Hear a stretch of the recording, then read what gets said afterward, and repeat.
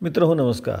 लोकराज्य अध्यासन कराडतर्फे आयोजित वाचन जागर उपक्रमात आपणा साऱ्यांचं मनपूर्वक स्वागत. ज्येष्ठ साहित्यिक शंकर पाटील लिखित टारफला या कादंबरीचं क्रमशः वाचन. वाचक स्वर ॲडव्होकेट संभाजीराव मोहिते कराड. या वाचन जागर उपक्रमासाठी पाठबळ आणि प्रोत्साहन अर्थकारणातील अग्रेसर the Karad urban cooperative bank Karad आणि शिक्षणातील अग्रेसर अर्थातच भारती विद्यापीठ पुणे. टारफला भाग क्रमांक 44 हा शेवटचा भाग. आणि काय तुम्हाला हद्दपार करायचं काम चाललेलं म्हणून हिंदुराव हसून बोलला. हद्दपार करायला आम्ही कुठं आहे गावात? तुमच्यावर लईच टपला आहे. 3दा छप्पा घातला की तुमच्या घरावर आता पाहतो. घालून द्या. त्यानं 3दा घातला तर आम्ही एकदा तरी घालू का नाही? सावध केल्यागत दाजीबा म्हणाला. तसं काय करायचं नाही. मग मला बी खूप सोडावी लागेल बघा. सगळ्यासनी जास्त फरारी होऊन चालायचं नाही. निदानला त्या किरुनानाचा तरी खून पडू द्यात. मग फरारी होऊ म्हणा आपण सगळेच. एवढं बोलून दाजीबा गप्प झाला आणि हसल्यागत करून हिंदूराव म्हणला, मग आता कशाला जाता येत ना माघारी? दाजीबा बघत राहिला आणि तोंडाजवळ नेऊन हलक्या आवाजात हिंदूराव बोलला, सकाळी खुनाची बातमी ऐकून गावात कालवा उडेल बघा असं म्हणता? होय, रोज तांबडा फुटायला वस्तीवरनं घरला येतोय म्हणा. आज पांदीत मुडदा पडतो बघा त्याचा. हिंदुरावचा हात दाबत दाजीबा म्हणाला, पोरगं केल्यापासून लय हबाकला ते बी. म्हणून तर आधी पोराला उडवला. बाप लेकाची ताटातोट कशी होती हे कळलं का आता त्याला? कशी आली असतील आतडी गोळा होऊन. 4 रोज लय हंबरडा फोडला नव्ह, रगड झालं. आता उद्या कुठला फोडल असं म्हणून हिंदुरावनं वर आबाळाकडे बघितलं आणि रात्रीचा अंदाज घेतो म्हणाला, बरं चला उठा आता. निघायचं? होय, तुम्ही जावा आपल्या वस्तीवर, आम्ही जातो तिकडं दिवस उगवायला. गावात जाऊन उगच मज्जा बघावा. मग आजचं नक्की म्हणता? न बोलता हिंदुराव हसला आणि मानेनंच होकार देऊन उठून उभा राहिला. त्या तिघांनी घोंगड्याच्या खोळ्या अंगावर घेतल्या आणि वाकफाड्याच्या बटानं कमरेभोवती त्यानं घोंगडे आवडलं तसं दाजीबा उठला. खाली वाकून धोत्राचा काचा मारला आणि घोंगडा अंगावर घेत म्हणाला, निघायचं? चला की जरा तुम्हाला घालवू देतो. मग तुम्ही जावा खोपीकडं, आम्ही जातो पुढं. चला. खोपीत जाऊन निजू नका, जागा राहा. एक बार ऐका आणि मग पडा. निम्म्या वाटेपर्यंत ते घालवीत आले. मग दाजीबा आपल्या खोपेकडे वळला आणि ती तिन्ही पोरं आडवाटेनं रानात शिरली. दाजीबा सपाट्यानं खोपीवर आला. खोप आली तसं वर आबाळाकडे बघत राहिला आणि मग बाहेरच एक वाकळ पसरून त्यावर गप्प पडून राहिला. आसपासच्या वस्तीवरची कुत्री अधनमधनं भुंकत होती. जवळच्या दावणीतलं जनावरही मध्येच उठत होतं. त्यांच्या चाळांचा आवाज कानावर येत होता. झाडावरची पाखरंही अधनमधनं जागी होत होती. हे सारे आवाज कानावर साठवत दाजीबा डोळे लावून आबाळाकडं पाहत होते. डोक्याला आलेला चंद्र कलंडला आणि वाकळ्यावर पडलेला दाजीबा उठून बसला. टक लावून उगवतीकडं बघत राहिला. चांदणी उगून वर आली आणि सरड्यागत आबाळाचा रंग बदलत चालला. तांबडं फुटलं. कान टवकारून दाजीबा बघत राहिला. आपला सारा प्राण कानात आणून वाट बघू लागला. एकाएकी त्याच्या छातीत धस झालं. सपाई बूट टेकून बसलेला दाजीबा चटदिशी उठून उभा राहिला. गडबडीनं खाली वाकून एका हातानंच त्यानं वाकळ उचलून वर घेतली आणि अंगावरचं घोंगडं सावरत तो खोपीत शिरला आणि पाठोपाठ पुन्हा एक बार ऐकायला आला. खोपीत शिरलेला दाजीबा बाहेर कान देऊन उभाच राहिला. सारं शांत झालं. कसलाच आवाज येईना झाला आणि मग उभा राहिलेला दाजीबा मटकन खाली बसला. कशीबशी त्यानं वाकळ पसरली आणि घोंगडा अंगावर घेऊन तो पडून राहिला. पावसाळ्यातल्या पैसा किडाग्यात पाय पोटात घेऊन पडला जागी गप्प दुमडून पडला. 15 दिवसाच्या अंतरानं लेकाचा खून झाल्यावर पुन्हा बापाचा खून पडला आणि गावात कालवा उडला. एक निराळच वारं आल्यागत झालं आणि आता कुणाकुणाचा खून पडणार हे काही कळेनासं होऊन बसलं. खुनाचंच वारं वाहू लागलं. किरुनानाचा खून झाला आणि दाजीबाही फरारी होऊन गेला. दाजीबा फरारी झाला आणि आबांचा केशव त्याच्या मागावर राहिला. नागू पैलवानाशी संगनमत करून एक नवी फळी तयार केली. केशव दाजीबावर टपला, दाजीबाई त्याच्यावर टपला. रवनानांची पोरं डोंगरातनं फिरू लागली. पवारांचा काटा काढून मोकळी झाली आणि खुद्द दादांच्या जीवावर उठली. दादा त्यांना अडकवायला बघू लागले आणि ते दादांच्या पाळतीवर राहिले. गावात काही मजा राहिली नाही. सगळा दंगा उसळला आणि दादाही हबकले. उठलेला कालवा जरा बसल्यागत झाला आणि किरुनानांच्या लेकींना भेटायला दादा त्याच्या वस्तीवर गेले. बाहेर घोडं उभं करून ते आत शिरले आणि त्यांची छातीच दबकली. झराझरा अंगावर काटा उभा राहिला. खुद्द डोळ्यावर विश्वास बसेना झाला. भुल्यागत करत ते बघतच राहिले. किरुनानाच्या दोन्ही लेकींनी आपले केस कापून डोक्यावर शेंड्या ठेवल्या होत्या आणि लुगड्याऐवजी अंगावर पुरुष वेश धारण केला होता. मुसलमानागत खाली धोत्राची लुंगी लावून अंगात कुडती अडकवली होती. दादा त्यांच्याकडे एकटक बघत राहिले आणि काय बोलावं हे त्यांना कळेना झालं. ते असे इडबडून गेले आणि पाटील दारात आलेले बघून किरुनानाची मुलगी पुढं आली. एक जैन हातरून म्हणाली, या पाटील बसा. दादा आत गेले, मुकाट्यानं खाली बसले आणि लक्ष्मीने विचारलं, का आलता? बोलवायला चालतो, दुसरं काय असणार? होय, 2 शब्दाचा धीर द्यायचा. लक्ष्मीने तोंड वर केलं आणि दादांच्याकडे बघत म्हटलं, तुम्ही काय धीर देणार? दादा तिच्या तोंडाकडे बघत राहिले आणि हाताच्या बोटाने एक कोपरा दाखवून ती म्हणाली, धीर देणारा बसलाय बघा तिथं, सारखा पेटत राहिला आहे. दादांची नजर त्या कोपऱ्याकडे गेली आणि तिकडेच डोळं लावून ते बघत राहिले. आलव्यातल्या खाईगत घरात एक चर दिसत होती आणि खणलेल्या तसरीत लाकडाचं रसक धगधगत होतं. निळा तांबडा जाळवर खेळत होता. वातीनं ज्योत धरावी तसं ते दिसत होतं. दादा तिकडे बघत राहिले आणि लक्ष्मी म्हणाले, पाटील, हे नुसती लाकडं पेटत नाहीत, सरणातला विस्तार आणून त्यात टाकला आहे. बदला घेऊस्तवर ते इजवायचं नाही, कळलं? पेटल्याची घाई ध्याई आहे ती ध्याई.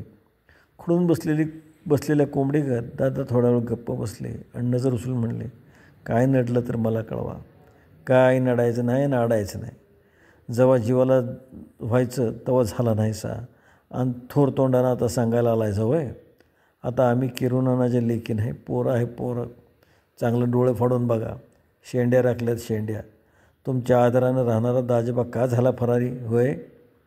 लांब बसलेली धाकटी लेकही पुढं झाली आणि रोखून म्हणाली, पाटील, आता सांभाळा दाजोबाला आणि त्यो मेल्यावर त्याच्या पोराबाळासने बघू आमचं घरानं नष्ट सुद्धा एका त्याचं ते म्हणून. असं म्हणून लक्ष्मण एका लाकडाचा तुकडा त्या पेटत्या खाईत टाकला आणि त्या खाईकडे बघत ती म्हणाली, तुम्ही जावा घरला. आम्हाला काय धीर द्यायचं कारण नाही. बानं मस्त शिकवून ठेवलं आहे, आमचं आम्ही बघून घेऊ. बोलावायला गेलेल्या दादांच्या साक्षीपुरायलाच सांगायचं होतं. 2 गोष्टी बोलायच्या होत्या, काही सूचना करायच्या होत्या. पण हे सगळं जिथल्या तिथं मनात ठेवूनच ते उठले आणि जीवाला घोर लागल्यागत बाहेर पडले. दुपारच्या जेवणाला दादा चावडीतून वाड्यावर आले आणि बैठकीच्या खोलीत कोणीतरी बसले बघून त्यांनी परशुरामाला विचारलं, कोण आले? मामा आल्यात. मामा?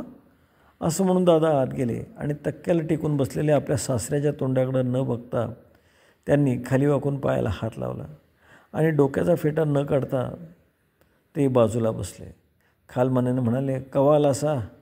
आलो मगाशी. औचित्य येणं केलं. काय करता? तुमची कीर्ती ऐकून आलो. म्हातारा असा भाडकन बोलला आणि आपल्या जावयाच्या तोंडाकडं न बघता बाहेर डोळे लावून विचारू लागला, काय म्हणते पाटील की तुमची? हाय बरी आहे. काय बरी आहे? कशाला म्हारकी गळ्यात घेतली?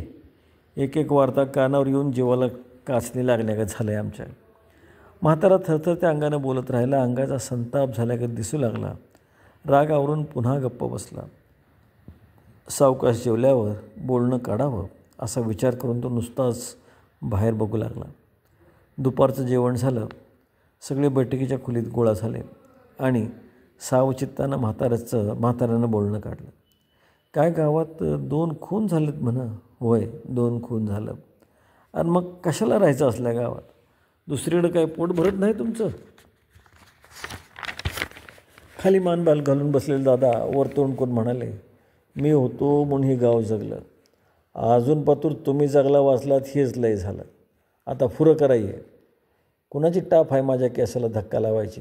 विचारा भावासने कसा गावावर धाक बसवला येते.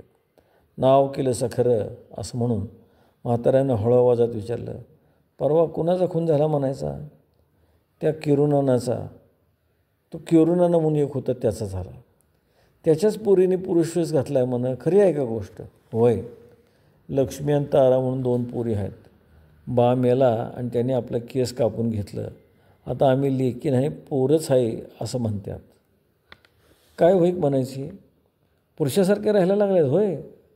पुरुषासारख्या कसल्या? बघितल्या तर ओळखून येत नाहीत. शिंडे राखत्यात, डोक्याला फरची टोपी घालून हिंडत्यात, हातात भाला आणि बंदूक घेऊन फिरत्यात. त्या काय आता बदला घेणार म्हणा. मग सोडत्यात काय? त्या बी पाळत ठेवूनच आहेत. धाकटा एक भाऊ आहे, त्याला मावळींकडे पाठलं लावून दिला आहे. ह्या दोघी भादरणी मळ्यात वस्तीवर असतात. काय पोरी म्हणायच्या. बापाची शिकवणूकच तशी. हे सारं गुराळ ऐकून घेतलं आणि म्हातारा म्हणाला, शहाणा असला तर ही म्हारकी सोडून द्या. ऐका माझं. गावावर एवढा धाक बसविला आणि आता गाव सोडून येऊ होय? आता नाही भ्याचं. ती पोरं कोण फरारी आहेत ना व? ती काय करतात वाकडं? किरुनानाच्या पोरींच्या हातनं त्यांचा खून होतोय बघा. अहो पण कशाला या भानगडीत पडायचं आपण? कशाला? आता हिथंच घर बांधायचं, 1 मळा घ्यायचा, हेच आपलं समजायचं. म्हातारा हे ऐकून गप्प बसला आणि हळूच विचारल्यागत बोलला, आता काय शिरीचा मळा ठेवला वे घरात? होय. सरकारी जमीन लिलावात धरली आहे. आम्ही काय करणार म्हणलं ते कोण चढवते? ते बरं केलं असं म्हणायचं. असं म्हणून म्हाताऱ्यानं पुन्हा विचारलं, आणि काय लोकांचं फुकट खत वडलं म्हणा राहणार? तुम्हाला कसं कळलं? आम्ही तिथं असलो तरी आमचं कान इकडंच असतो की. काय करता? लेकीची काळजी करायला नको? हे बघा, तुम्ही लय दरकदार बसवला हे खरं, पण एखाद्या दिवशी अंगावर उलटेल, असं रोज उलटेल असं म्हणून दादा गुरमीत बोलले आणि आपल्याच तोऱ्यात बसले. तसा म्हातारा म्हणाला, हे बघा मला काही पसंत नाही आहे. सबंध दुपार अशी बोलण्यात गेली आणि मग खांद्याला बंदूक अडकून दादा बाहेर पडले. घोड्यावर बसून परशुरामाला म्हणाले, मामासने घेऊन चावडीवर बसायले या मागणं. एवढं सांगून त्यानं घोड्याला टाच मारली आणि टाप टाप करीत घोडा जाऊ लागला. दादा आपल्या तोऱ्यातच गुंग होते. घोडा मारुतीच्या चौकात आला आणि एकाएकी देवळातनं 3-4 गडी बाहेर पडले. लांडग्यांनी एडगटल्यागत करून भोवतीभर उभे राहिले. दादांना काही समजेन असं झालं. काळीजच चर्र केलं आणि लांबनं उड्याचा पूर ऐकू यावा तसे आपले काळजाचे ठोके त्यांना ऐकू येऊ लागले आणि डोळ्यासमोर गडद अंधार पसरला. काहीच दिसेनासं झालं. दादांची नजर गेल्यागत झाली आणि पुन्हा पुढं आलेला हिंदूराव एका हातानं घोड्याचा कान धरून म्हणाला, पाटला आता तुला अस्वलाचा खेळ जावतो बघ. आता नुसतं बघत राहा. हे बघ. असं म्हणून त्यानं आपल्या हातातली तलवार वर केली. खडी तलवार दाखवते बोलला, तुझाच कान कापायचा तो घोड्याचा कापतो. त्यात काय समजायचं ते समज. डोकेबाज माणसाला ह्या परात लय काही सांगायचं कारण नाही. असं म्हणून त्यानं तलवार काचकन हाणली आणि कापलेला कान हातात घेऊन त्यानं पाठ फिरवली. सगळेच पसार झाले आणि खी खी करून घोडं खिंकळलं. चेंडू आपटल्यागत जागच्या जागी उशी घेत राहिलं. एका कानानं मुंडा झालेल्या घोड्याकडे बघत दादा आपल्याच काळजाचे ठोके ऐकू लागले आणि त्यांना काय करावं हेच कळेना झालं. त्या मुंड्या घोड्यावरनं खाली उतरायचंही त्यांना भान राहिलं नाही. ते तसेच बसून राहिले आणि भुजलेलं घोडं सारखी उशी घेत राहिलं.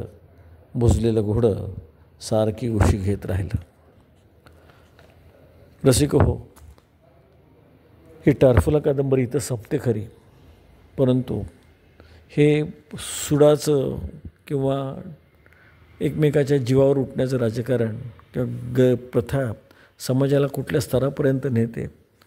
एका ठिकाणी एका ज्येष्ठ विचारवंतानं म्हटलं आहे की डोळ्याकरता डोळा काढून प्रश्न सुटणारे नसतात. या न्यायानं पुढं गेलं तर जग आंधळं होऊ शकतं आणि म्हणून एकमेकाचा सन्मान जपायचा, एकमेकाला प्रगतीला उन्नतीला हातभार लावायचा, हीच खरी गरज आहे. साहित्यातनं शिकायचं हे असतं आणि म्हणून शंकर पाटलांनी साऱ्या ग्रामीण जीवनाचा एक खूप गडद चित्र आपल्या समोर उभं केलं आज ग्रामीण परिस्थिती बदलते आहे. ती बदलत असताना अशा साहित्याचं मात्र थोडंसं इथे ऐतिहासिक कानावर असावं म्हणून हे वाचन केलं. पुढे आपण अण्णाभाऊ साठ्यांचं साहित्य, तसेच मराठीतलं दर्जेदार साहित्य, त्याचबरोबर काही पाश्चात्य साहित्यकृती ज्यांचं मराठी भाषांतर झालेलं आहे, अशाही साहित्यकृती वाचणार आहोत. आपण ऐकत राहूयात, संपर्कात राहूयात. नमस्कार.